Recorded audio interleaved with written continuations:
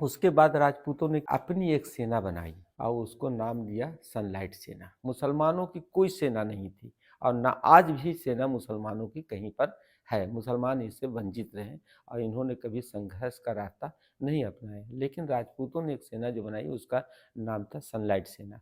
Sherghati sub division में 3 प्रखंड ऐसे हैं जो पूरा नक्सल से प्रभावित रहे हैं। इसमें हमारा बांके बाज़ार, इमामगंज, डुमरिया। बांके बाज़ार में कुछ जो मुस्लिम इलाका था वो भी प्रभावित रहा। इमामगंज का पूरा इलाका प्रभावित रहा और जो डुमरिया का इलाका है, जो मुस्लिम इलाके थे, कुछ और भी इलाके थे जो उससे प्रभावित रहे नक्सल से। और फिर आप जब गया ज़िला के बाहर जाइएगा तो एक चतरा ज़िला है जो प्रतापपुर और जोरी और सिमरिया और चतरा, ये 4 प्रखंड जो हैं उससे प्रभावित रहे। फिर पलामू ज़िले में जाइएगा तो मनातू और पांकी थाना है, वो इससे प्रभावित रहा। जो पुराने थाने हैं, अब बहुत सारे नए थाने भी बन गए हैं। तो इसमें करीब-करीब हमको लगता है कि 600 लोगों की हत्याएँ हुई हैं। हम वहाँ से इसकी शुरुआत करना चाहते हैं जहाँ से नक्सल की शुरुआत हुई है।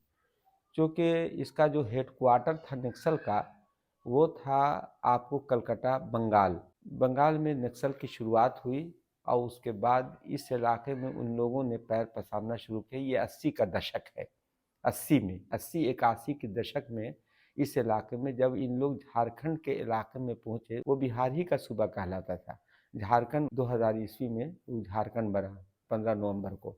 जब नक्सल लोगों ने पैर पसारना शुरू किया और सामंतवादी लोगों को, जो सामंतवादी लोग थे, जो ज़मींदार थे, जिसको हम ज़मींदार कहते हैं, तो इस इलाके में उन लोगों ने दलितों को ज़मींदारों के प्रति उकसा करके एक अपना जो है मुहिम उन लोगों ने चलाया, जिसको हम नक्सलाइट बोलते हैं, जिसको हम एमसीसी बोलते हैं। बाद में कई नक्सल उसमें विखंडित होकर के अलग-अलग तरीके से बने, जैसे टीपीसी बना और भी बहुत से संगठन बने और उसके रिवर्स में भी बहुत से संगठन बने। क्योंकि नक्सल किसी एक आदमी का नाम नहीं है, नक्सल नाम है जो गरीबों को भी प्रभावित किया और अमीरों को भी प्रभावित किया। जो लोग ज़मींदार थे उस ज़माने में, तो ज़मींदारों को ज़्यादा उसने प्रभावित किया। उसने ये कहा गरीबों के तरफ हमने जा कर के कि तुम लोगों को अमीरों ने बहुत सताया है। जब 80 के दशक से थोड़ा-थोड़ा पैर पसारना शुरू किया, तो सबसे पहले जो हत्या इस इलाके में हुई, तो उसमें मुसलमानों को टारगेट इसने बनाया। राजपूत को बनाया और मुसलमानों को बनाया। जब मुसलमानों को बनाया तो मुसलमानों ने इस बात को नहीं समझा कि नक्सल से हम लोग को का मर्डर हो रहा है या नक्सल हमको प्रभावित कर रहा है। ये बात को उन लोग नहीं समझ सके मुसलमान लोग। जब राजपूत इससे प्रभावित हुए एमसीसी से, तो उन लोगों ने ये राजपूतों ने मुसलमानों पर एक सेना बनवाई, जिसको हम सनलाइट सेना बोलते हैं। और सनलाइट सेना और फिर नक्सलाइट सेना, ये दोनों सेनाओं में ये हम बता रहे हैं 89 की बात। सबसे पहले मुसलमान का जो हत्या इस इलाके में हुई वो गुलाम सरवर खां, ननई के एक गुलाम सरवर खां थे, जिनकी हत्या 89 में हुई। और उसके बाद से पता नहीं चल पाए कि हत्या क्यों हुई। उसके बाद अब्बास की हत्या हुई, फिर अली की हत्या हुई, बहुत सारे लोगों की हत्या हुई। तब आहिस्ते-आहिस्ते पता चला कि ये नक्सल का प्रभाव था, वो सिर्फ़ सामंतवादी लोगों को, जो ज़मींदार तबके के लोग थे, उन लोगों को की हत्या कर रहे हैं और गरीबों में ये प्रचार कर रहे हैं कि हमने उनकी हत्या की। उनकी सब ज़मीन, जायदाद, मवेशी, उनके सामान को लूटना और पाटना शुरू किए। तो कि उस इलाके में जो लोग थे, उसमें हमारे प्रतापपुर थाना हो गया, मनातू थाना हो गया, उसके बाद बांके बाज़ार थाना हो गया, इमामगंज थाना हो गया, डुमरिया थाना हो गया और मनातू थाना हो गया और पांकी थाना हो गया, सिमरिया थाना हो गया। ये इलाका 10-11 थाना, जिसका डॉक्यूमेंट्री एक हमने दस्तावेज जो है तैयार किया है कि इतने थाने थे और उस थाने में किस-किस तारीख को और कहाँ-कहाँ हत्याएँ हुई हैं, उसका एक डॉक्यूमेंट्री हमने तैयार किया है। उसके बाद जो हत्याओं का सिलसिला चला तो मुसलमानों की भी हत्या है। सबसे बड़ा जो इस इलाके में हत्या हुआ, वो मनातू थाना चक हत्याकांड हुआ, जो 92 में हुआ। 30 जून 1992 को चक हत्याकांड अबुल हसनात साहब और उनके बेटा गुड्डू साहब की हत्या हुई, तब ही बात का पता चला कि इस इलाके में नक्सल ने पैर फैलाया है। उसके बाद हत्याओं को जब दौर शुरू हुआ तो गुलाम सरवर खां का आपको बताया कि नवासी में हत्या हुई, उसके बाद इखलाक खां की हत्या हुई डुमरिया में, तिंदिहा हत्याकांड हुआ, कुछ और भी मुसलमानों की हत्या हुई, उसके बाद बांके बाजार में हत्या हुई, प्रतापपुर में हत्याएं हुई, मनातू में हत्याएं हुई। यानी लगभग सारे लोग को मिला करके अगर हत्याओं का दौर देखिए, कुछ यादवों की भी हत्याएं हुई, लेकिन सबसे बड़ी बात जो हत्याओं का दौर शुरू हुआ, ये हत्या का दौर हुआ लालू यादव के ज़माने में। लालू यादव के ज़माने के पहले जब इसकी सरकार नहीं बनी थी तो ये हत्याएं नहीं होती थी। जैसे 90 में इसकी सरकार बनी, उसी तरीके से एक जाति के लोगों को प्रोत्साहन दे करके मुसलमानों पर ख़ास तौर पर टारगेट दिया गया। तब जा कर के राजपूतों ने हथियार उठाया इस इलाके में। रोंघा एक बस्ती पड़ती है जो इमामगंज के पास है, तो इमामगंज से 3 किलोमीटर अंदर जा कर के राजपूतों की बस्ती है रोंगा, तो वहाँ भी कुछ लोगों की हत्या हुई। आपको विश्रामपुर हत्या हुआ, विनोद सिंह की हत्या हुई 86 87 में, तो लोग नहीं समझ सके विनोद सिंह की हत्या क्यों हुई। विश्रामपुर एक जगह पड़ा था, वहाँ बहुत कदीम मदरसा भी वहाँ पर चलता है, जो काफ़ी हुफ़ाज़ वहाँ से पैदा हुए शेरघाटी शेरघाटी में। वो जब आप उसके वहाँ पर जाइएगा, कभी ऐसा मौका मिलेगा तो वहाँ पर आपको वो पता चलेगा। तो विश्रामपुर की हत्या हुई। उसके बाद राजपूतों ने अपनी एक सेना बनाई और उसको नाम दिया सनलाइट सेना। विजय सिंह विश्रामपुर और चट, विश्रामपुर का इलाका जो पलामू ज़िला में पड़ता है, वहाँ के रहने वाले थे विजय सिंह। विजय सिंह एक बहुत बड़े राजपूत थे और दबंग भी थे, उनकी भी हत्या की गई। और उसके बाद हसनाथ साहब जो थे उन पर गोली चलाई गई। पथरा एक गांव पड़ता है, वहाँ गोली चलाई गई। ये बात बता रहे हैं आपको, 88 की बात बता रहे हैं। 88 में उन पर गोली चलाई गई तो हाथ उनका टूटा काफ़ी, तब पता चला कि ये नक्सल ये पूरा चारों तरफ पैर फैलाने पर। और मुसलमानों को और राजपूतों को इसने टारगेट किया। मुसलमानों की कोई सेना नहीं थी और ना आज भी सेना मुसलमानों की कहीं पर है। मुसलमान इससे वंचित रहे और इन्होंने कभी संघर्ष का रास्ता नहीं अपनाया। लेकिन राजपूतों ने एक सेना जो बनाई उसका नाम था सनलाइट सेना। जब सनलाइट सेना बनाई तो इसका पूरा जो है, एक जंगली खां की हत्या हुई। जंगली खां, जंगली खां आपको थे डुमरिया के पास एक गांव है, वहीं के जंगली खां रहने वाले थे, उनकी हत्या की गई। उसके बाद उनके बेटे को इसका बताया गया कि जंगली खां की हत्या नक्सलाइट ने की है।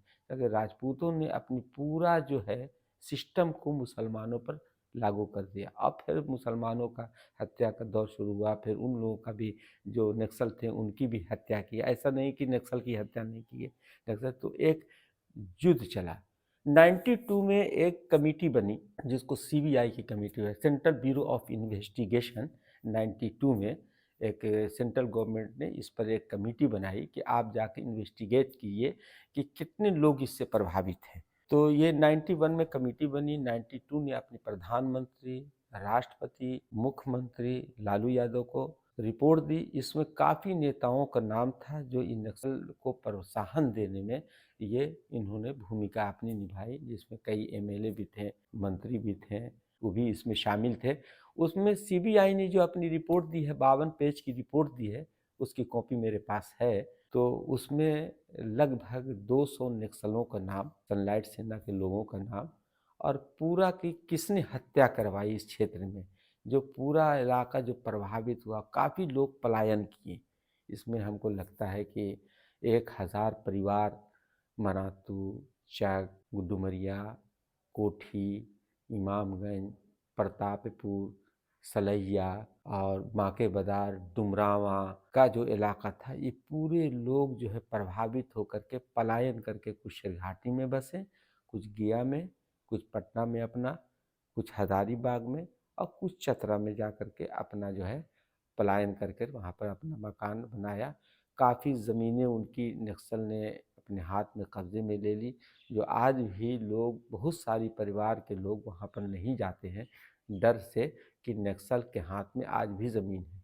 सरकार ने क्या किया कि 1 पैसा मुआवजा किसी को नहीं दिया। एक पैसा किसी आदमी को भी, जितने भी लोग मरे उसमें सिर्फ एक जाति के जो लोग थे, विशेष रूप से जो लालू यादव के लोग थे, उनको उन्होंने पैसा और मुआवजा दिया, उनका स्कूल खुलवाया, उनके नाम से जन वितरण प्रणाली की दुकान दिलवाई, जो रिकॉर्डेड है, जो ऑन रिकॉर्ड मैं बोल रहा हूँ कि दिया, और सरकार के रिकॉर्ड में भी है। लेकिन मुसलमानों को कुछ भी एक पैसा उसने नहीं दिया। मुसलमान जितना प्रभावित हुए, उनके परिवार जितने प्रभावित हुए, नौजवान लड़कों की हत्या हुई, किसी को लटका करके पेड़ों में जलाया गया। कई ऐसे भी लोग थे, जो हमारा उसमें एक साथी थे हिदायतुल्ला, उसको भी जो है मतलब जलाया गया, उसको पेड़ में लटका करके। फिर एक अताउर रहमान साहब बीकोपुर में थे, उनके बेटे को जलाया गया। माने एक तरीके से ऐसी दहशत इस इलाके में पैदा की गई जिससे लोग पलायन करने से विवश हो गए। हजारों एकड़ ज़मीनें उनकी कब्जा कर ली गई, नक्सलाइटों ने उनके कब्जा किया। आज भी कुछ ज़मीनें जो है नक्सलाइटों के हाथों में है, लेकिन कुछ लोगों ने, जो उस ज़माने के जो लोग थे नक्सलाइट में, कुछ मारे गए, कुछ जब बहुत हंगामा हुआ, हल्ला हुआ, तो कांग्रेस की सरकार जब सरकार बनी तो पी चिदम्बरम ने एक बहुत बड़ा जो काम किया, पी चिदम्बरम ने, कांग्रेस की सरकार ने, जो कम्युनिकेशन था नक्सल प्रभावित क्षेत्रों का, जो कम्युनिकेशन था, हम राज्य स्तर पर नहीं बोल रहे हैं, माने हिंदुस्तान के स्तर पर, पूरे भारत के स्तर पर, तो पी चिदम्बरम ने किया कि कम्युनिकेशन का एक रास्ता चुना कि इस नक्सल को कैसे ख़त्म किया जा सकता है, तो रोडें बनवाई। जितने आप नक्सल में रोड देख रहे हैं सब पी चिदम्बरम की और कांग्रेस की देन है ये। और उसके वजह से नक्सलाइट जो थे मेन धारा में आना शुरू हुए, और पुलिस ने भी उन पर दो हिस्सों में बांट दिया। नक्सलाइट को बना के एक पार्टी बनाया कि टीपीसी, जिसको त्रिस्तरीय पीपल्स क्या ऐसे करके कुछ पार्टी है, टीपीसी उसको बोलते हैं। तो टीपीसी एक बनाया, और टीपीसी से नक्सलाइट को जो एमसीसी थे उनकी हत्या करवाई, और फिर एम टीपीसी को फिर पकड़ा, और पकड़ करके जेल में डाला, उसको आत्मसमर्पण करवाए। तो काफ़ी लोग जो नक्सल लेते हैं वो काफ़ी पकड़ाए। और उसमें जो सनलाइट सेना थी, उसने नक्सलाइट को ख़त्म करने के लिए अपना हथियार उठाया। इसमें कोई शक की बात नहीं है कि नक्सलाइट को ख़त्म करने में सनलाइट सेना की बड़ी भूमिका है, जिसको सीबीआई ने भी अपने दस्तावेज़ में लिखा है। और उसको फिर बाद में उस पर आरोप लगा, उसके जो सेना थे वो अभी जीवित हैं, नक्सलाइट के बहुत नेता मर गए, चारू मजूमदार मर गया, उसके बाद और भी सारे लोग जो है मर गए। कुछ आपको भभुआ और मोहनिया के पहाड़ों पर जो है कुछ लोग जा कर के बसर करते थे, उन लोग को भी मर्डर किया पुलिस ने। तो अब जाके अभी 2020 के बाद कुछ शांति व्यवस्था जो है बनी है। इसमें दो तरह के लोग थे। एक जो नक्सलाइट में जो लोग थे वो उसमें यादव लोग ज़्यादा थे, यादव जाति के लोग थे। और कुछ लोगों को उसने मुसलमान, जो दलित मुसलमान थे, जो कमज़ोर तबके के मुसलमान थे, उसको डरा धमका करके अपने पार्टी में नक्सलाइट ने ये किया। और जो समांती विचारधारा के लोग थे, जो बड़े लोग थे, जो ज़मींदार लोग थे, जो काफ़ी ज़मीन रखते थे, मकानात थे, उनकी शोहरत थी, उनका नाम था, उन लोगों को अलग थलग उन लोगों से किया। कुछ मुसलमानों को लिया और कुछ यादव को लिया। जो राजपूत लोग थे वो राजपूत, और कुछ फॉरवर्ड मुसलमान जो थे वो एक तरफ थे, और इसी में संघर्ष चला। माने दलित और जो जो बड़े लोग थे, मुसलमानों में पठान थे, मुसलमानों में आपको शेख थे, मुसलमानों में पठान है, शेख हैं। मलिक की इधर आबादी नहीं है, क्योंकि मलिक की इस तरफ आबादी नहीं, इसलिए मलिक जाति के लोग इसमें नहीं थे। अंसारी जो थे या और भी दलित मुसलमान थे, वो करीब करीब 80% जो है वो नक्सल में जा कर के मिल गए थे। उन लोगों को ये बताया गया कि आप लोग पर जुल्म और ज़्यादती हुई है, इसलिए आप लोग मेरा साथ दिए। पूर्वजों ने, इनके पूर्वजों ने आप पर ज़्यादती की, जुल्म किया है। हम उसके दस्तावेज़ भी मेरे पास हैं, जो उन लोगों ने अपने दस्तावेज़ में लिखा है कि किस किस विचारधारा के लोगों ने हम लोगों पर जुल्म और ज़्यादती किया है, दलितों पर, कमज़ोर पर। उसमें आपको जा कर के नक्सल में भूइयाँ भी थे, हम यादव भी थे, और दास जाति के भी लोग थे, कोई कोरी कुर्मी भी लोग थे, ऐसे कोयरी लोग इधर ज़्यादा हैं, कुर्मी नहीं है, कोयरी लोग थे। कुर्मी है नालंदा में, लेकिन कोयरी लोग थे। और ये इसका जो हेडक्वार्टर था, ये बात बहुत इम्पोर्टेंट बताना चाह रहे हैं कि जो इसका हेडक्वार्टर था वो था आरा ज़िला का सहार थाना। आरा ज़िला का सहार थाना जो था वो इसका हेडक्वार्टर था, और वहीं से नक्सल की का संचालन होता था। थे तो इधर प्रभावित लोग, लेकिन जो हेडक्वार्टर था और उसमें नक्सल के हेड में मुसलमान भी थे, काम करते थे वो लोग। उसमें भूमियार भी थे साथ में, उसमें पंडित भी थे, उसमें लाला भी थे, उन लोग भी थे साथ में, नक्सल के साथ हो गए थे। और कुछ मुसलमान को भी, दलित मुसलमानों को भी साथ ले लिया था। उन लोग को डरा और धमका के, उन लोगों की ज़मीन जायदाद थी नहीं, थोड़ा बहुत ज़मीन थी, 2 कट्ठा 4 कट्ठा 5 कट्ठा ज़मीन थी, 1 बीघा 2 बीघा। तो लोग कहा कि तुम लोग जब कब्जा करोगे तो सभी जो ज़मींदारों की ज़मीन है सब तुम लोग को हम लोग दे देंगे, ये बकाया और सिखाया। लेकिन बाद में वो तो कागज़ से तो किसी की चीज़ होती नहीं है। तो हेडक्वार्टर जो था आपको सहार थाना था, लेकिन वहीं से सब संचालन हुआ करता था, आरा ज़िला से। जो बइया का इलाका है, जो सहार का इलाका है, जगदीशपुर का इलाका है, यही सब जो अभी बक्सर वगैरह का इलाका है, उस सब में भी कुछ नक्सल जो है पैर पैर है। आरा का इलाका भरमेश्वर मुखिया का नाम सुना होगा, जिसने रणवीर सेना बनवाई थी। तो रणवीर सेना भी उसका हिस्सा है। ये फॉरवर्डों की सेना थी, रणवीर सेना, और नक्सलाइट सेना, इधर सनलाइट सेना थी, इधर रणवीर सेना थी। ये दोनों सेना थी, लेकिन उत्पत्ति जो सबसे पहले हुई वो सनलाइट सेना की हुई। रणवीर सेना की बाद में उत्पत्ति हुई। और रणवीर सेना ने क्या किया, वो भूमियारों की सेना थी, पूरी भूमियारों की सेना थी। उसने क्या कि सबका LIC करवा दिया।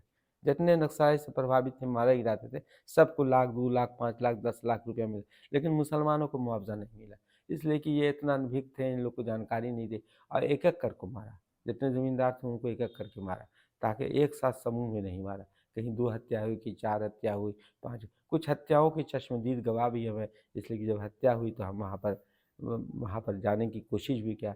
जितना इलाके का नक्सल का जो साम्राज्य था और जितनी हत्याएं हुई, उसमें ऑन स्पॉट जाना, उनको मतलब दस्तावेज लिखना, को क्या नाम था, क्या क्या लोग थे, कितनी ज़मीन उनकी जायदाद हुई, कहाँ वो विस्थापित हुए, कहाँ वो रहे, कितने बाल बच्चे थे, कितनी हत्याएं हुई, इस सब का दस्तावेज हमने तैयार किया है। मुसलमान टारगेटेड किलिंग इसलिए होते थे कि मुसलमानों के पास ही ज़मीन और जायदाद थी इस इलाके में।